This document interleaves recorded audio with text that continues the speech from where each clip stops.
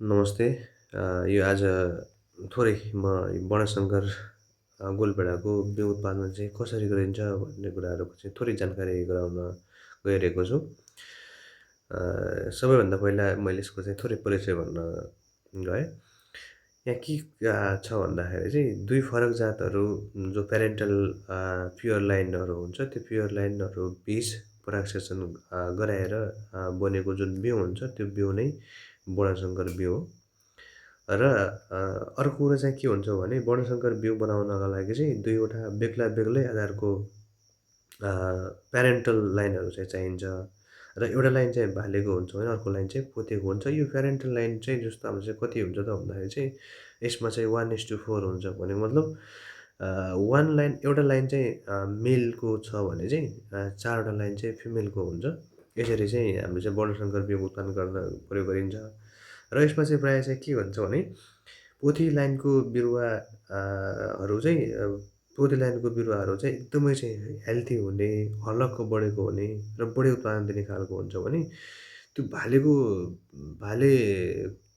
के अरे बोटहरूको चाहिँ कस्तो हुन्छ भने चाहिँ त्यसको अलिक बोटहरू चाहिँ होसो टाइपको हुने अनि अलि थोरै चाहिँ त्यसको चाहिँ अलि हार्डी टाइपको चाहिँ हुन्छ त्यसको भने अब पोथी फुल के अरे पोथी बोटहरूको त एकदम चाहिँ हेल्दी त भइहाल्यो। त्यो सँगसँगै अलि त्यो अलि लचकदार टाइपको चाहिँ हुन्छ। अलि चाहिँ झिनो मसिनो अलि चाहिँ लचकदार हुन्छ, अलि लहरा जाने टाइपको चाहिँ हुन्छ, त्यस्तो देखिन्छ।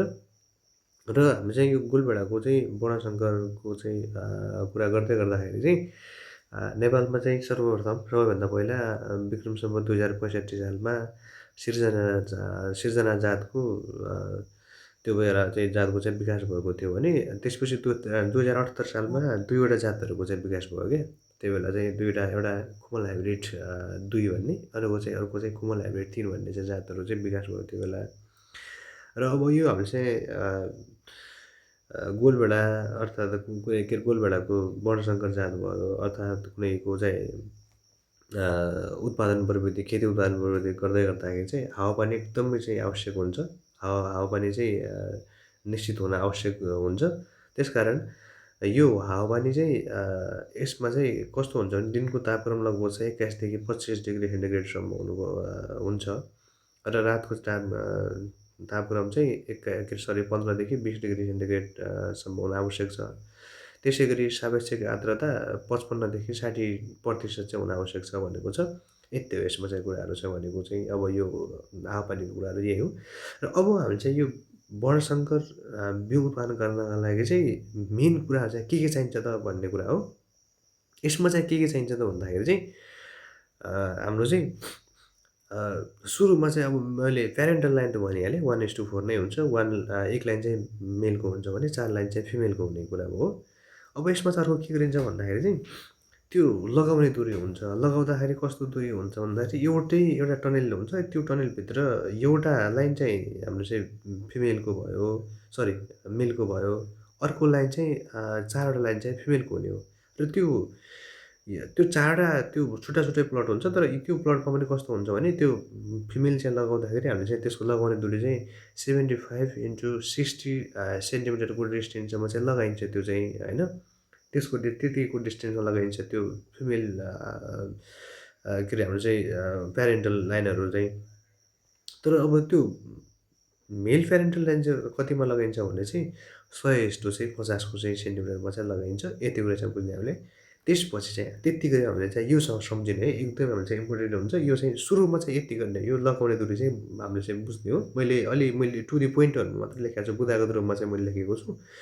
मैले छुट्टै चाहिँ यो जस्तो हामीले चाहिँ उत्पादन प्रविधि लेख्दाखेरि हावापानी हामी चाहिँ लगाउने दूरी यो कुराहरू नर्सरी उत्पादन यो कुरा तर नर्सरी पनि हो आवश्यकता होइन नहुने भन्ने चाहिँ होइन। तर यसमा चाहिँ वर्णशंकर उत्पादन गर्दाखेरि त्यति नर्सरी चाहिँ नलेख्दा पनि हुन्छ जस्तो लाग्छ मलाई। जमिनको तयारी कुराहरू त्यो चाहिँ अलिक अनावश्यक जातहरू चाहिँ यो त्यो कुराहरू चाहिँ जस्तो हाम्रो चाहिँ सिँचाइका कुराहरू यो चाहिँ गोडमेलका कुराहरू चाहिँ त्यति चाहिँ इम्पोर्टेन्ट होइन जस्तो लाग्छ। लेख्दा चाहिँ अझ बेटर तर त्यही गर्दा नि हुन्छ जस्तो लाग्छ मलाई चाहिँ। अब त्यति गरिसकेपछि के हुन्छ भने जस्तो अब रोप्ने समय चाहिँ कस्तो गर्नुपर्छ त भन्दा अब हामी चाहिँ दुरी त भयो नि। दुरी भइसकेपछि अब हामीले यतिमा दुरीमा लगायौँ। त्यो लगाउने भन्ने चाहिँ हामीले चाहिँ अनुमान गऱ्यौँ। त यतिमा लगाउने जस्तो फिमेलहरूले चाहिँ 75-60को डिस्टेन्समा अनि मेनलाई चाहिँ 100 रुपैयाँ लगाउनु भन्यो।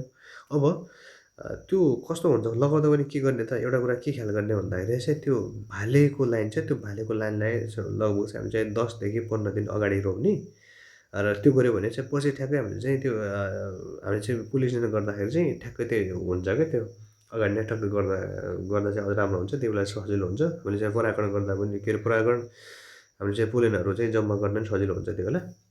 र अर्को कुरा चाहिँ के छ भने इमास्कुलेसन र पोलिनेसन प्रक्रिया चाहिँ सजिलो पार्नका लागि चाहिँ हामीले फिमेल लाइनलाई चाहिँ अनिवार्य रूपमा चाहिँ थाहा दिनैपर्छ। एउटा कुरा त्यो हो। हामी चाहिँ त्यो अनिवार्य रूपमा चाहिँ थाहा हाल्नै पर्छ। इमास्कुलेसन गर्नलाई पनि सजिलो हुन्छ एउटा कुरो। अर्को चाहिँ हामीले चाहिँ पोलिनेसन गर्न पनि सजिलो हुन्छ। हो त्यो दुईवटा कुरा गर्नलाई पनि सजिलो होस् भन्नको लागि हामी चाहिँ फिमेल लाइनमा चाहिँ अनिवार्य रूपमा चाहिँ थाहा हाल्नै पर्छ। थाहा र दोस्रो पनि हाल्नुपर्छ, मेलमा पनि हाल्नुपर्छ थोरै। र त्यसमा चाहिँ अलि लामोसम्म चाहिँ अलिक बढी चाहिँ यसको अलि हाइटी हुने हुनाले चाहिँ त्यसमा हाल्नुपर्छ। अर्को कुरा चाहिँ त्यहाँ फुल कुहिनुबाट चाहिँ बस्छ र अर्को चाहिँ फुल झर्न सरी फुल होइन फल झर्नुबाट त्यो झरेर त्यहाँबाट चाहिँ टिप्नलाई चाहिँ सजिलो हुन्छ। त्यहाँ त्यहीँ बिग्रिन्छ। त्यसरी एउटा अर्को चाहिँ हाम्रो चाहिँ फल कुहिनुबाट पनि बचाउनको लागि त्यो चाहिँ थाक्रा चाहिँ अनिवार्य हाल्नै पर्छ। अर्को कुरा हो इमास्कुलेसन भन्ने छ। इमास्कुलेसन चाहिँ के छ भन्दाखेरि पोथी लाइनमा चाहिँ फुल फुल्न थालेपछि है पोथी लाइनमा चाहिँ फुल फुल्न थालेपछि बिहान चाहिँ हामीले 8 देखि 12 बजे अर्थात् हामीले चाहिँ कुनैमा 8 देखि 12 हुन्छ, कसैमा हामीले चाहिँ 7 देखि 11 बजे भन्छ। प्रायः चाहिँ 10 बजेभित्र पनि भनेको चाहिँ त्यस्तो सुन्नमा आएको छ। लगभग चाहिँ अब 8 देखि 12 बजेसम्मको भन्ने कुरा चाहिँ मैले चाहिँ त्यो गरेको छु। र त्यो हामीले इमास्कुलेसन गर्दा पनि हामीले चाहिँ लगभग चाहिँ त्यो कोपिला अवस्थामै गर्नुपर्छ क्या, त्यो बड स्टेजमै गर्नुपर्छ भनेको छ। त्यो टक्क त्यो बेला चाहिँ गर्दाखेरि के गर्ने भन्दाखेरि चाहिँ त्यो बाहिरको चाहिँ हामीले चाहिँ त्यो निकाल्ने हो। त्यो बेला चाहिँ इमास्कुलेसन गर्दाखेरि चाहिँ बाहिरको त्यसमा चाहिँ एउटा फिमेलमा चाहिँ स्टिगमा चाहिँ राख्ने हो। अनि त्यो बाहिरको चाहिँ हामी चाहिँ एन्थरहरू चाहिँ निकाल्ने हो कि त्यो बेला चाहिँ त्यो निकाल्दा हामी चाहिँ जस्तो चाहिँ ट्युजरहरूले चाहिँ त्यसरी निकाल्ने हो। ट्युजरको चाहिँ प्रयोग गरेर चाहिँ टक्क चाहिँ त्यो पुनैलाई चाहिँ फाल्ने हो कि बाहिरको चाहिँ एउटा स्टिकमा मात्रै राख्ने त्यो बेला है। त्यति गरिसकेपछि अब हामी जानेछौँ भाले लाइनको चाहिँ प्लटबाट।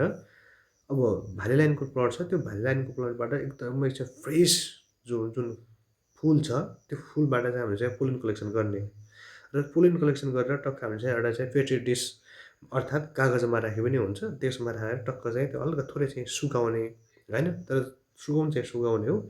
सुकाउँदाखेरि पनि के हुन्छ भन्दाखेरि चाहिँ सुकाउनु चाहिँ प्रायः मजाले चाहिँ सुकाउने। तर हामीले चाहिँ दिउँसोको तापक्रम एकदम चर्को घाम हुन्छ त्यो घामबाट चाहिँ बचाउने हो।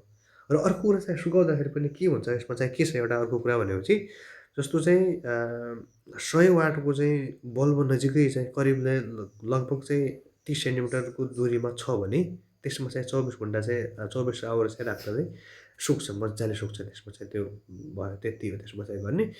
अनि त्यसपछि अर्को कुरा चाहिँ के छ भने अर्को कुरा चाहिँ हामी चाहिँ जस्तो जुन हामी चाहिँ कलेक्सन गरेको जो पोलेन छ हो त्यो पोलेनलाई चाहिँ सुकाइ पनि सक्यो हामीले चाहिँ हो। त्यो सुकाइसकेपछि पोलिनेसन गर्नुभन्दा अगाडि चाहिँ इमास्कुलेसन गरेर तयार पारेको चाहिँ हुनुपर्छ, ठिक्क पारेको हुन्छ। प्रायः चाहिँ इमास्कुलेसन गरेको चाहिँ 1 दिन पछाडि चाहिँ हामी चाहिँ पोलिनेसन गर्दा चाहिँ अझै राम्रो हुन्छ भनेको छ कि त्यसमा चाहिँ हामीले चाहिँ त्यो टक्क हामीले अब चाहिँ पोलिनेसन गर्नुपर्छ भन्ने अब हामी चाहिँ अब रेडी हुन्छौँ। त्यो रेडी हामी चाहिँ पोलिनेसन गर्नुभन्दा अगाडि चाहिँ के हुन्छ इमास्कुलेसन गरेर ठिक्क पार्नुहुन्छ कि फिमेल लाइनहरूलाई चाहिँ। अनि त्यसपछि अर्को कुरा चाहिँ के भनेको छ भने परागसेसन गरेको लगभग चाहिँ हामीले चाहिँ 50 देखि 60 दिनमा फल पाक्छ।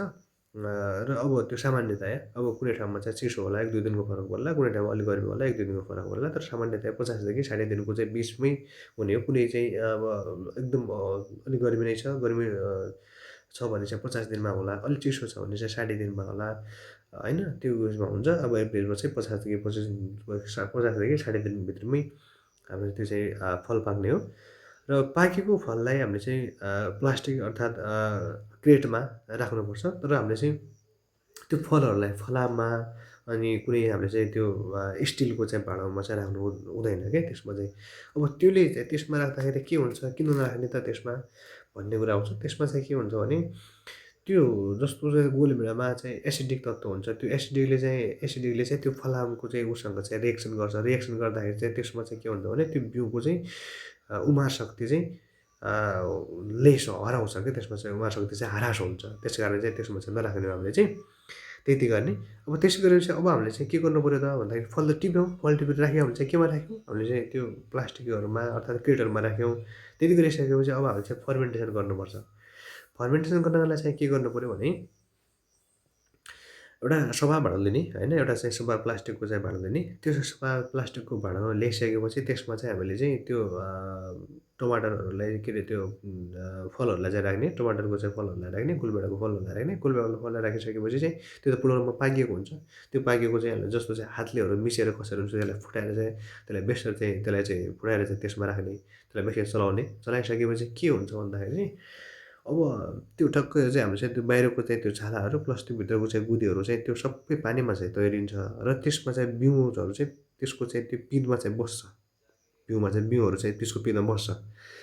त्यो बसिसकेपछि कस्तो हुन्छ भने फेरि हामी चाहिँ त्यसलाई चाहिँ लगभग चाहिँ त्यो फाल्ने, त्यो फालिसकेपछि त्यसलाई चाहिँ फेरि लगभग त्यसलाई चाहिँ 3-4 चोटि चाहिँ धुने हो त्यसलाई चाहिँ। र त्यो धुनुभन्दा अगाडि जस्तो हामीले चाहिँ फर्मेन्टेसन भनेको छ त्यो फर्मेन्टेसन गर्दाखेरि चाहिँ त्यो प्लास्टिकको भाँडामा चाहिँ राख्यो त्यो फुडाएर राख्ने हो सुरुमा चाहिँ। फुडाएर राख्दाखेरि पनि लगभग चाहिँ हामीले चाहिँ 1 देखि 2 दिनसम्म राख्ने त्यसमा चाहिँ। तर धेरै तापक्रम छ यताउति छ भने चाहिँ त्यो बढी चाहिँ 3-4 दिनसम्म राख्नु हुँदैन। 3-4 दिनसम्म राख्यो चाहिँ त्यो बिउहरू चाहिँ बिग्रिन्छ। त्यति हो। त्यसपछि चाहिँ हामी चाहिँ 3-4 चोटि पखाल्ने, पखालिसकेपछि अब हामीले चाहिँ त्यो सफा गरिसकेपछि त्यो बिउँ छ, त्यो बिउँलाई चाहिँ एउटा सफा कपडामा चाहिँ हामीले झुन्ड्याएर राख्ने हो। किन झुन्ड्याउँदा भन्दाखेरि त्यसको चाहिँ पानी चाहिँ सुकाउनको लागि राख्ने हो। त्यो पानी सुकिसकेपछि हामी चाहिँ त्यही कपडालाई चाहिँ जुन कपडा त्यसलाई झुन्ड्याएर राखेको थियो त्यही कपडालाई चाहिँ बिछ्याएर त्यसमा चाहिँ हामी चाहिँ बिउहरू चाहिँ फिजाएर राख्ने हो। त्यो फिजाएर लगभग चाहिँ फिजाउने, त्यो फिजाइसकेपछि अलि त्यसपछि पातलो हुने गरी चाहिँ त्यसपछि टाइममा चाहिँ चलाइराख्ने। लगभग त्यो सुकाउने प्रक्रिया लगभग चाहिँ 5 देखि 7 दिनको चाहिँ 7 दिनसम्म चाहिँ हामीले चाहिँ घाममा सुकाउने हो। र त्यो कहिले भण्डारण गर्ने त भन्दाखेरि जबसम्म त्यसमा चाहिँ लगभग 6 देखि 8% चाहिँ मोइस्चर हुनुहुन्छ तबसम्म चाहिँ त्यसैले चाहिँ त्यो त्यसरी चाहिँ राख्ने हो। त्यो लगभग चाहिँ त्यो राख्दाखेरि लगभग चाहिँ 2-3 वर्षसम्म चाहिँ त्यही टेम्परेचरमा त्यही तापक्रममा त्यही के अरे चिसानमा चाहिँ राख्ने हो भने चाहिँ लगभग चाहिँ हामीले 2-3 वर्षसम्म मजाले 20 देखि 25 डिग्रीको सेन्टिग्रेडमा चाहिँ त्यसमा चाहिँ भण्डारण गर्न सक्छौँ। यति गऱ्यो भने चाहिँ हाम्रो चाहिँ बिउको चाहिँ यो गोलभेडाको चाहिँ बिउ उत्पादन प्रविधि बन्छ किनभने चाहिँ गोलभेडाको चाहिँ के अरे वर्णशङ्कर बिउ बिउ चाहिँ उत्पादन गर्न सकिन्छ। धन्यवाद।